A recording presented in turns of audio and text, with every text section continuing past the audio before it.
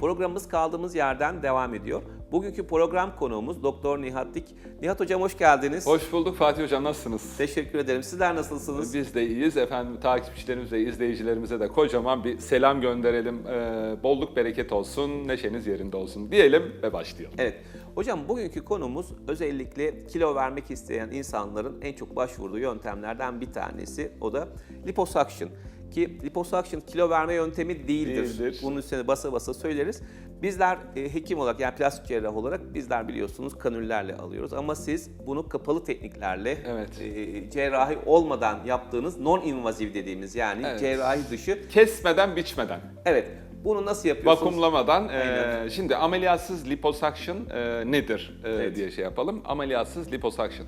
Ameliyatsız liposuction'da deri bütünlüğü bozulmaz. Herhangi bir kesi yapılmaz. Oradan içeriye sıvı verilmez. Sonra da vakumlayarak, kanüllerle tırtıklanarak oradaki yağlar emilmez. Evet. Efendim bu teknik Amerika'da bir çocuk doktorunun çocuklar üzerindeki iyi takibinden ortaya çıkmış.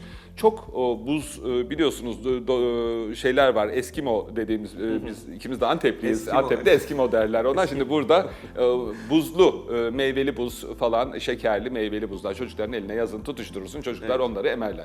Bu buzları çok emen çocukların yanak yağlarının gelişmediğini görmüş.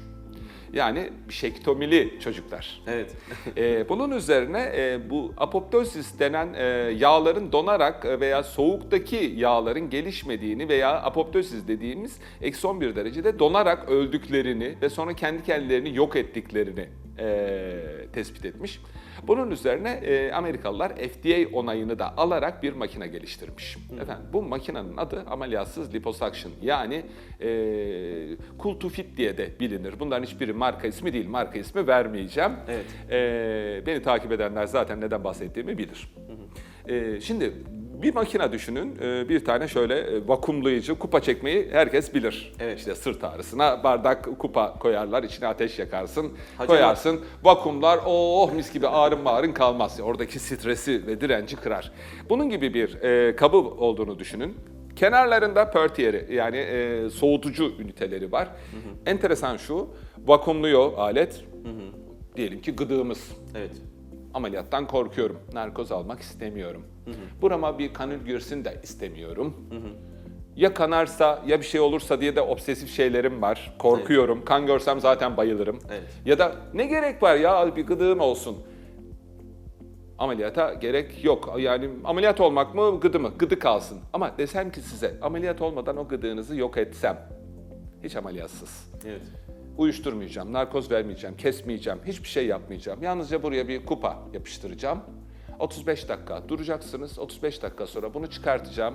1-2 dakika masaj yapacağım. Sonra size diyeceğim ki 2-3 ay sonra gelin, tekrar fotoğraflarınızı çekeceğim. Çünkü o çektiğimde gıdığınız olmayacak desem inanır mısınız? Hekim söylüyorsa inanırım. Çünkü karşınızdaki doktora bakın. Evet. Bu doktorun o gıdığı o makineyle gitti.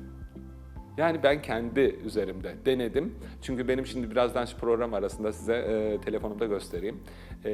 Toronto'da çekilmiş bir şeyim var, fotoğrafım var. 2011 yılında. Sene şu an 2022, 11 yıl önce. Ciddi gıdığım var. Baya bir gıdığım var. Tam Antepli gıdığı. Evet. Şu an yok. Olan gıdıktan bahsediyorsunuz. Evet, ben Fatih Hocam'ın gıdığını göstermedim ama o kendi buldu. Evet. Efendim buna 35 dakikalık bu makineyi uyguluyoruz. Ondan sonra 2 ay sonra ya da 3 ay sonra geldiğinizde before after fotoğraf çekip gıdığınız nerede olala yapıyoruz. Bu bir tek gıdıkta mı? Hayır. Sarkan, bu tuzluk dediğimiz kol altlarında, erkeklerde meme büyümesi, hafif fındık göbeklerinde, yine hanımlarda ve beylerde bu low handle dediğimiz yan simitler, Evet. sırtlardaki yağlar. Özellikle düşük bel giyenlerin biliyorsunuz sorunu. Evet, onlar Önceden oradan simitler fışkırıyor. yoktu. Evet. Fışkırıyor, düşük bel. Önceden göbeğimize kadar pantolonu çekiyorduk, simitler aşağıda kalıyordu. Evet. Şimdi bu dizlerin kenarında bu yağ şeyleri oluyor. Tam dizin içindeki yağ petleri, artı iç bacak sarkmaları, artı basenler. Saymadığım yer kaldı mı? Her yeri söylediniz. Tamam. Vücudunuzun her yerindeki yağlarda şekillenme bozukluklarında kullanılabiliyor. FDA onayı nereden geliyor? Şuradan geliyor. Çünkü bunun kopyalarını yaptılar hemen bir sürü. Bu makinenin kopyaları. Onlarca, 20'lerce değişik değişik markalar. Avrupa'da, Uzak Doğu'da her yerde yaptılar. Sonuç cilt yanığı. Kopyaların hepsi cilt yanığı yaptı. Bu makinenin FDA onayı o kadar soğutmasına rağmen deriyi hiç soğutmadan direkt derinin altındaki yağı dondurması. Yani fokuslama özelliği var ve deriye hiçbir şekilde zarar vermiyor. FDA onayını buradan alıyor. Diğerlerinin FDA onayının almaması da deriyi yanık yapmaları, derinin altını yerine derinin üstünü soğutmaları. Ama bu makine derinin altını soğutuyor ve donduruyor ve oradaki yağları apoptosis dediğimiz şekilde dondurarak öldürüyor. Ölmüş yağlar daha sonra 2 aylık, 3 aylık dönemde lenf drenajla yani lempatik drenajla oradaki makrofajlar tarafından yenilerek bölgeden uzaklaştırılıyor. Yani aslında bizim yaptığımız liposuction'ın yerine vücuttaki makrofajlar lenfatik drenajla bu işi yapıyor. Evet. Ve yavaş yavaş yaptıkları için sarkma olmuyor. Mesela gıdıya liposuction yaptık, sarkar. Evet. Göbek vardı, liposuction yaptık. Onu bir şey yapmazsanız o da sarkar. Ya da iç bacak, liposuction yaptınız, kol altı liposuction yaptınız. Hepsi sarkar. Meme, jinekomasti, erkek memesi, liposuction yaptınız, sarkar. Ve bunun özelliği, bu ameliyatsız liposuction dediğimiz bu makinenin özelliği hocam, sarkma da yapmıyor. Çünkü 3 aylık dönemde yavaş yavaş bu yağlar makrofajlar tarafından yok ediliyor. Yani ölmüş yağlar o bölgeden uzaklaştırılıyor. Ölmüş bir hücreyi vücut kendinde tutar mı? Tutmaz. Bizim zaten mantığımız da bu.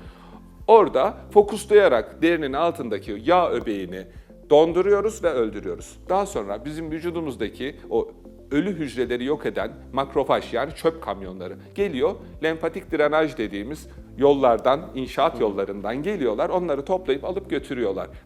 Ne mi oluyor bunlara? Ölü hücrelere vücut ne yapıyorsa o oluyor. Başka enerji kaynağı olarak kullanılabiliyorlar ya da yeniden dönüşüme giriyorlar. O amino asitleri alıyor, başka yeni bir amino asit yapıyor ve onu kullanmaya başlıyor vücut. Peki bu yağların gittiği yerden, azaldığı yerden 2-3 ay içerisinde makrofajlar tarafından ne kadarı gidiyor? %20 ile %40 arasındaki o yağ öbeği yok oluyor ortalama. Arka arkaya 2 ya da 3 seans yapılabiliyor. Araya 2-3 ay koymak kaydıyla. Peki bu yağları oradan aldık götürdük. Tekrardan kilo aldığımızda o yağlar geri oraya geliyor mu? Hayır, gelmiyor. Çünkü oradaki yağ hücrelerini biz öldürdük. Artık onların çok obelix yani yemek yiyip şişme ya da işlerine enerji depolanarak yeni yağ hücresinin büyümesi gibi bir şey de söz konusu değil. O hücre öldü. Nasıl liposuction'da o yağları uzaklaştırıyoruz, bir daha o yağlar. Yani ne olabilir? Kalan yağlar büyüyebilir. Çünkü yağ hücre sayısı olarak daha büyüyemez. Belli bir yaştan sonra büyümediğini, vücuttaki yağların yalnızca genişlediğini biliyoruz. Evet. Sayı olarak artmadığını da biliyoruz. Yalnızca göbekleri büyüyor yağ hücreleri. Tabii ki. Peki ben o yağ hücrelerini oradan aldım ya da öldürdüm. Ya yerinde öldürdüm ya da suction'la çektim. Her iki yöntemde de aynı. O bölgeden tekrar kilo almıyorsunuz. Peki hocam şunu soracağım. Biraz teknik sorular sorayım size. Tabii lütfen. Şimdi bu teknikle anladığım kadarıyla belli bir derinlikteki hücreler dolduruluyor. Aynen, evet. Birincisi bu. İkincisi peki bu yöntemi ne kadar zamandır uyguluyorsunuz? Yani bu cihaz ne kadar Bu zamandır cihaz üretili? 10 yıldan fazladır. FDA onaylı olarak Amerika'da kullanılıyor. Yaklaşık 2014 yılından beri de ben kendi kliniğimde kullanıyorum. Peki kaç hastaya uyguladınız? Yani yaklaşık 7-8 yıldan beri uyguluyorum diyorsunuz. 8 yıldır kullanıyorum ben. Şu an dünyada bu makineyi kullanan kişi sayısı 1 milyondan fazla. Benim kullandığım da birkaç bini bulmuştur. Peki sonuçlarınız itibariyle mesela bu hastaların muhakkak resimlerini çekiyorsunuz, Tabii ki, incelmelerine şahit oluyorsunuz. Tabii ki. Kilosal bazdaki azalma değil de cihazın vermiş Kilo olduğu olarak efekt. azalma yok. Evet. Liposuction'da da kilo olarak azalma Aynen. görmezsiniz. Aynen. Bu tamamen şekillendirme. Yani vücut şekillendirmedir bunun adı. Liposuction gibi. Liposuction'la birebir aynı ama yüzeysel yağlarda etkili. Liposuction kadar derin yağlara kanül olmadığı için ulaşamazsınız. Onun için kocaman bir göbeğiniz varsa Aynen nasıl liposuction'a gelen bir insana diyoruz ya bu iç yağlanman var kardeşim sana liposuction nerene yapacağım? Ya da iç yağlanman yok. Yanlarda ve işte karnındaki yağın bu kadarını alabilirim dediğinizde bu ameliyatsız liposuction'dan bahsettiğimizde de şunu söylüyoruz. Ufak bir fındık göbeğiniz varsa olur. Basenleriniz varsa olur. Low handle dediğimiz simitleriniz varsa olur. Ama kocaman bir göbeğiniz varsa ben bundan size 100 seans da yapsam bir şey olmaz. Çünkü bu makinenin vakumunun içine çektiği alan kadar yerde etkili.